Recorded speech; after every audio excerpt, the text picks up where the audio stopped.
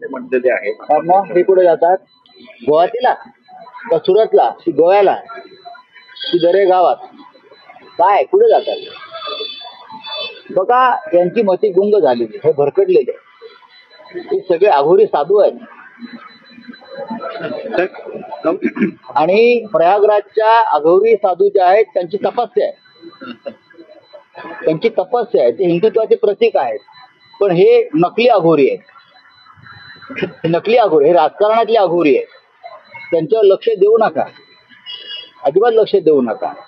आणि हे जे अघोरी कृत्य करतायत सगळे राजकारणात, पाप करतायत, त्याच्यामुळे हे गंगेच्या किनाऱ्यावर जमलेल्या अघोरींचं नाव खराब होत आहे. बहुतेक नेते प्रयागराजला गेले, भाऊसाहेब देखील जाणं अपेक्षित होतं, खरं गेले नाही. प्रश्न चांगला आहे तुमचा. सरसंघचालक मोहनराव भागवत गेले होते, सरसंघचालक मोहनराव भागवत गेले होते, आम्ही त्यांना फॉलो करतो. तुम्ही त्यांच्यावर टीका पण करता, ते आमच्यावर करतात. हिंदुत्व, राष्ट्रीय स्वयंसेवक संघ असेल, विश्व हिंदू परिषद असेल, बजरंग दल असेल, सध्याचा भारतीय जनता पक्ष हा नकली हिंदुत्ववादी पक्ष आहे. आणि त्यांच्याबरोबर हे सगळे आहेत शिंदे फिंदे मिंदे, बरं का, हे डुप्लिकेट लोक आहेत. त्यांनी आम्हाला हिंदुत्व शिकवू नये.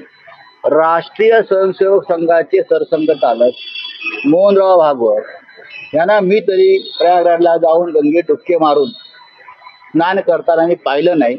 आम्ही सगळे म्हटलं सरसंघचालक गेले का त्यांच्या पाठोपाठ आपण जावे. म्हणजे ते गेले असते तर तुम्ही गेले असता. नक्कीच आमची अशी योजना होती की सरसंघचालक गेले म्हणजे भारतीय जनता पक्षाचे जे प्रमुख आहेत, मूळ प्रमुख, तर आमचं जाण्याचं नक्कीच ठरलं होतं की आपण सरसंघचालकांना फॉलो करू. ते धर्मक्रांतीचे जनक आहे. त्यानंतर संघाचे इतर जे प्रमुख लोक आहेत सगळे आम्ही त्यांच्या मागे होतो. पण आम्हाला कोणी दिसलं नाही जाताना. म्हटलं काय गडबड काय आहे. त्याच्यामुळे तरीही आमच्यातले अनेक आमचे सहकारी पदाधिकारी प्रयागराजला जाऊन त्यांनी डुबके मारून ते आलेले आहेत. धन्यवाद.